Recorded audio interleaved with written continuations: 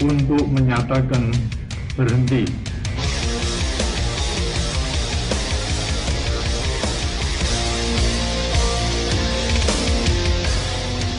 Akan memenuhi kewajiban Presiden Republik Indonesia dengan sebaik-baiknya dan seadil-adilnya dengan seluruh-seluruhnya.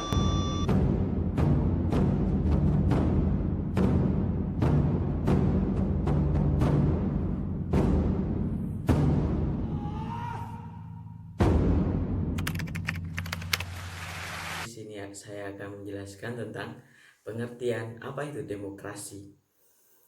Dalam pencapaian tujuan dari kesatuan pandangan yang dimiliki oleh setiap komponen dari suatu negara, wajib adanya sebuah dasar atau ideologi yang mereka gunakan. Salah satu konsep dari dasar pandangan tersebut adalah konsep demokrasi. Kita dapat ibaratkan demokrasi ini sebagai ruh atau paham yang dianut oleh sebuah sistem pemerintahan di sebuah negara.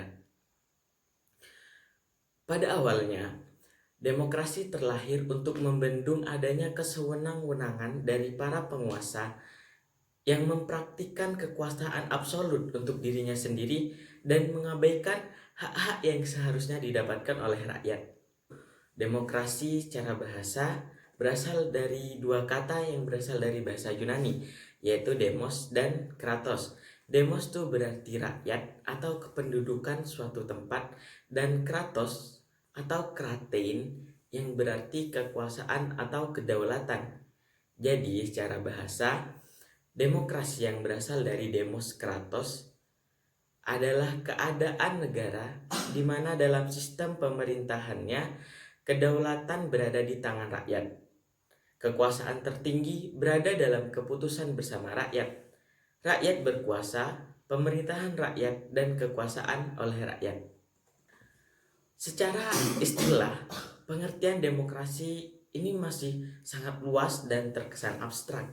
Demokrasi bisa diartikan sebagai pandangan hidup, dasar, sistem, atau bahkan yang lainnya. Banyak sekali ahli atau pemikir yang telah mendefinisikan apa maksud dari demokrasi itu sendiri. Salah satunya Abraham Lincoln, di mana beliau ini adalah salah satu presiden Amerika Serikat. Abraham Lincoln dia menyebutkan bahwa demokrasi adalah pemerintahan dari rakyat, oleh rakyat, dan untuk rakyat. Government of the people, by the people, and for the people. Secara umum, dapat kita jelaskan bahwa demokrasi adalah sebuah sistem pemerintahan yang kedaulatannya berada di tangan rakyat, di mana semuanya harus dilakukan karena rakyat dan untuk kemaslahatan serta kemakmuran rakyat. Namun, dari banyaknya teori-teori yang beredar ini, percuma saja jika kita hanya memahaminya saja dan menafsirkan ke dalam berbagai bentuk metafora tanpa menerapkan nilai-nilai dari demokrasi itu sendiri. Demokrasi tak hanya dapat kita pahami sebagai sistem perpolitikan dan juga pemerintahan. Demokrasi tidak cukup berjalan di tingkat kenegaraan. Karena jika demokrasi hanya berjalan di tingkat kenegaraan atau pemerintahan saja, atau secara formal saja, maka tujuan dari demokrasi ini tidak akan tercapai, kecuali semua aspek-aspek dari pemerintahan, bahkan rakyat sekalipun, harus mempunyai pandangan hidup yang sesuai dengan konsep demokrasi ini sendiri. Karena jika tidak, maka demokrasi itu sendiri tidak akan tercapai. Menurut Nurholis Majid atau Cak Nun, ada 7 norma dan pandangan-pandangan hidup yang harus diterapkan pada setiap diri manusia, yaitu yang pertama, pentingnya kesadaran dan pluralisme. Kedua, musyawarah. Ketiga, pertimbangan moral. 4, pemufakatan yang jujur dan sehat. 5, keharmonisan dan keteraturan sosial yang harus dijunjung tinggi dalam pemenuhan kebutuhan-kebutuhan kita, termasuk dalam segi ekonomi. Yang keenam, kerjasama antar warga untuk mempercayai itikat baik. Dan ketujuh, pandangan hidup demokratis ini harus dijadikan unsur yang menyatu dengan pendidikan demokrasi. Jadi demokrasi ini harus ditanamkan sejak dini kepada generasi-generasi penerus kita. Seperti itulah pengertian demokrasi dan juga bagaimana demokrasi ini menjadi pandangan hidup seseorang atau seluruh masyarakat. Baiklah, saya di sini akan menjelaskan mengenai unsur-unsur penegak demokrasi. Demokrasi tersebut tidak akan berjalan dengan lancar tanpa adanya unsur atau penegak yang untuk menopang demokrasi tersebut. Unsur-unsur penegak beberapa. Yang pertama adalah negara hukum. Setelah negara hukum mengandung pengertian bahwa negara hukum, negara itu memberikan perlindungan bagi warga negaranya melalui perlembagan peradilan yang bebas dan tidak memihak serta menjamin hak asasi manusia. Negara hukum di Indonesia dapat ditemukan dalam penjelasan Undang-Undang Dasar 1945 yang berbunyi Indonesia merupakan negara yang hukum dan bukan berdasarkan kekuasaan belaka. Yang kedua adalah adanya masyarakat madani. Masyarakat madani dicirikan dengan masyarakat yang terbuka, bebas dari pengaruh kekuasaan dan tekanan negara, masyarakat yang kritis dan berpartisipasi aktif. Masyarakat madani merupakan salah satu pendiri pemerintahan demokrasi, di mana masyarakat madani itu sebagai kontrol dari kinerja lembaga eksekutif dan yudikatif, yang mana peran dari masyarakat madani itu menjadi penting bagi demokrasi tersebut. Yang ketiga adalah adanya infrastruktur politik. Infrastruktur politik terdiri dari partai politik, kelompok gerakan, dan kelompok penekan. Menurut Miriam Budiarjo bahwa fungsi partai politik adalah yang pertama sebagai sarana komunikasi politik, yang kedua sebagai sarana sosialisasi politik, dan yang ketiga sebagai sarana rekrutmen kader dan anggota politik, dan yang terakhir sebagai sarana pengatur konflik. Serta unsur yang keempat adalah pers yang bebas dan bertanggung jawab. Peran pers dalam kehidupan demokrasi sangat penting karena dari sinilah berbagai ragam informasi akan dipublikkan. Di lain pihak, pers mengambil andil sebagai media penyampai aspirasi masyarakat dalam mengkritisi kerja pemerintah. Selain itu, Dewan Pers juga sebagai mediator antara penerbit pers dan masyarakat.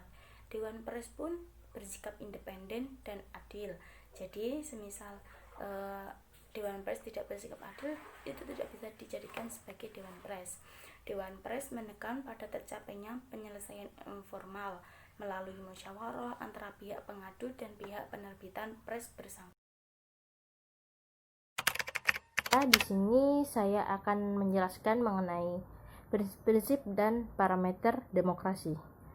Suatu negara belum bisa disebut demokratis apabila tidak memiliki prinsip-prinsip demokrasi. Menurut Mashkuri Abdillah, prinsip-prinsip demokrasi terbagi menjadi 3, persamaan, kebebasan, dan pluralisme.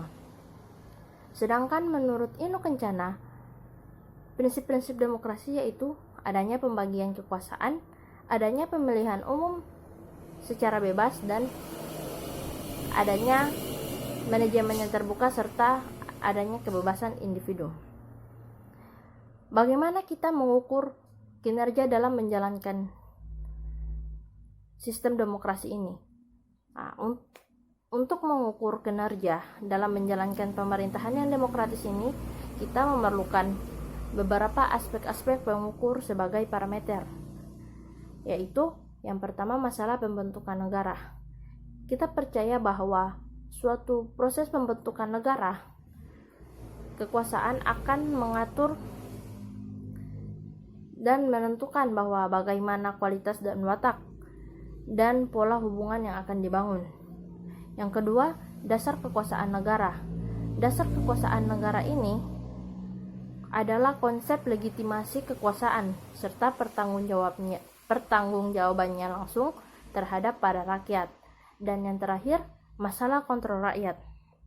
Nah, apakah berbagai koridor tersebut sudah dengan sendirinya akan berjalan suatu proses yang memungkinkan terbangun sebuah relasi yang baik, yakni suatu relasi kekuasaan yang simetris, memiliki sambungan yang jelas, dan adanya mekanisme yang memungkinkan check and balance terhadap kekuasaan yang dijalankan eksekutif dan legislatif. Parameter demokrasi ini memiliki berbeda pandangan dari setiap tokoh-tokoh. Seperti menurut tokoh reformasi Amin Rais, parameter demokrasi pada suatu negara dapat dilihat seperti partisipasi dalam pembentukan keputusan, distribusi pendapatan secara adil, kesempatan memperoleh pendidik, ketersediaan dan keterbukaan informasi, kebebasan individu dan semangat kerjasama. Sedangkan menurut Fred Magnus Sujeno, parameter negara demokrasi seperti negara terikat pada hukum, kontrol efektif terhadap pemerintahan oleh rakyat, pemilu yang bebas, prinsip mayoritas, dan yang terakhir, adanya jaminan terhadap hak demokrasi.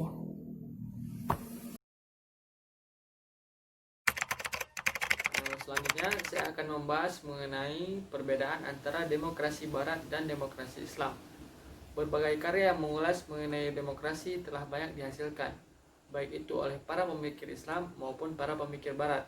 Semenjak kedatangan bangsa barat ke dunia Islam dan seiring dengan kemajuan bangsa barat saat ini, maka segala sesuatu bentuk yang berasal dari barat menjadi indikator kunci kemajuan, sehingga menjadikan beberapa negara merasa penting untuk mencontoh baik secara langsung maupun tidak langsung segala sesuatu yang merupakan pencapaian kemajuan dari barat, termasuk di dalamnya yaitu demokrasi.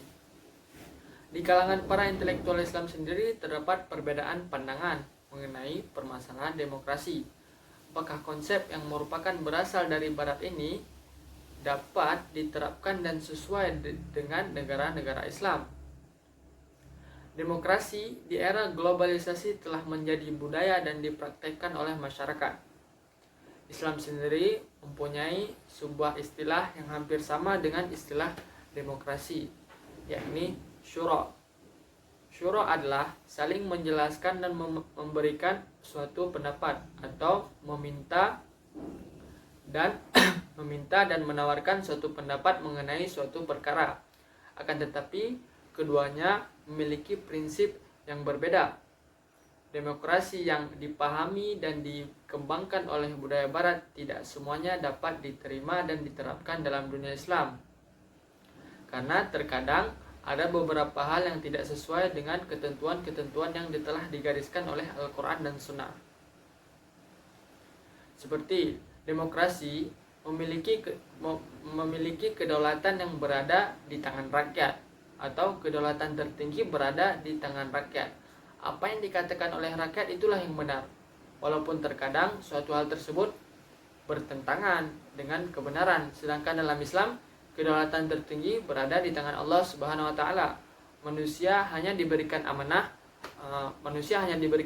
untuk menjalankan suatu hal tersebut. Apabila ada suatu hal yang ingin dilaksanakan, maka dikembalikan kepada Al-Quran dan Hadis untuk mengetahui apakah suatu hal tersebut dapat dijalankan atau dilaksanakan.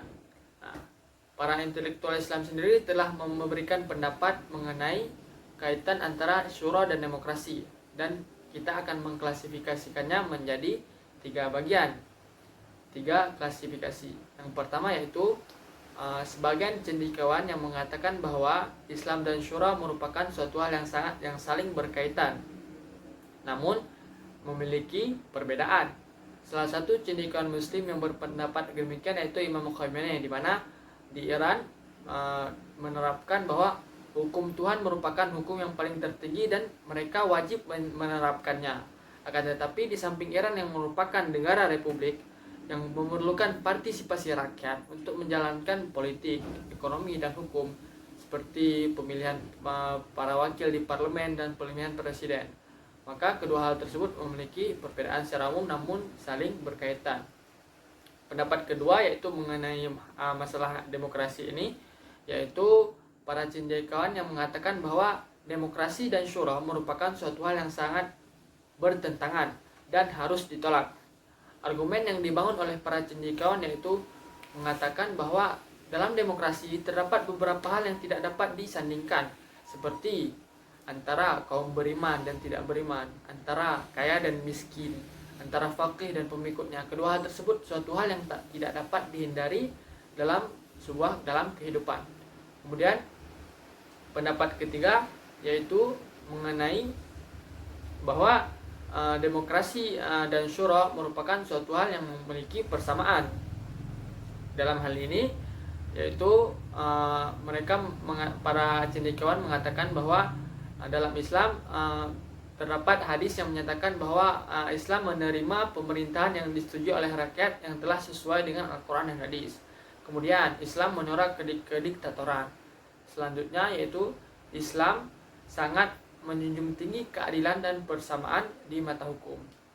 Menurut Ashab Muhsin sendiri, agama dan demokrasi merupakan suatu hal yang sangat berbeda. Agama berasal dari wahyu, sedangkan demokrasi merupakan hasil dari pergumulan pemikiran manusia. Sehingga menjadikan agama itu memiliki dialektikanya sendiri. Namun menurut beliau mengatakan bahwa demokrasi dan syura tidak ada, agama dan demokrasi tidak ada halangan untuk saling berdampingan. Selanjutnya saya akan membahas mengenai materi selanjutnya, yaitu penegakan demokrasi di Indonesia. Prinsip-prinsip demokrasi telah diterima secara luas dan menjadi dasar bagi model pemerintahan dunia. Demokrasi menjadi tolak ukur yang fundamental bagi legitimasi politik pada era dewasa ini. Pembuatan hukum dan penegakan hukum menjadi benar apabila dilakukan secara demokratis. Kemudian, demokrasi juga diangkat menjadi tujuan untuk perjuangan hak asasi manusia yang menjadi euforia di kalangan pemuda. Sejarah demokrasi telah membuktikan bahwa demokrasi itu sendiri telah melahirkan organisasi-organisasi kepemudaan melalui sejak era tahun 1920-an hingga saat ini yang memberikan pengaruh besar terhadap kehidupan sebuah negara. Sebagai contoh, pada tahun 1920 demokrasi menyebabkan lahirnya sebuah organisasi Budi Utomo yang menjadi tonggak merdekanya bangsa Indonesia. Kemudian yang terjadi pada tahun 1998 yang merupakan suatu euforia bagi para mahasiswa yang berhasil menentukan orde baru yang merupakan salah satu bentuk dari people power. Demokrasi merupakan suatu hal yang memiliki teori klasik yang harus dipraktekkan dan diaminkan oleh berbagai pihak, yang mana demokrasi itu merupakan dari rakyat, oleh rakyat, dan untuk rakyat. Demokrasi tidak hanya milik para elit politik, tapi milik juga masyarakat, para pemuda, yang dimana kemudian mereka saling berkolaborasi dengan memberikan masukan atau kritikan apabila terdapat kebijakan-kebijakan yang tidak sesuai dengan tatanan masyarakat, baik secara langsung maupun tidak langsung melalui wakilnya di parlemen. Nah, salah satu kebijakan yang penting yang itu dalam hal demokrasi yaitu social control, di mana masyarakat ikut andil terhadap pemerintah yang bersembunyi di balik undang-undang untuk membangun suatu kebijakan-kebijakan yang sangat merugikan masyarakat. Seperti kita ketahui, saat ini Indonesia sedang mengalami sebuah pandemi corona yang dimana tentu kita harus mengawal kebijakan-kebijakan pemerintah agar kebijakan-kebijakan tersebut berdampak dan membantu masyarakat dalam menghadapi kondisi saat ini. Kita ketahui bahwa militansi mahasiswa dalam menjalankan suatu atau memberikan kritik terhadap pemerintah saat ini mulai menurun dikarenakan bisa jadi karena ada kemajuannya teknologi. Namun oleh karena itu mahasiswa perlu melakukan inovasi-inovasi seperti menggabungkan nilai-nilai lama dan nilai-nilai baru untuk tetap menjalankan prinsip-prinsip dari demokrasi yaitu checks and balance. Terima kasih.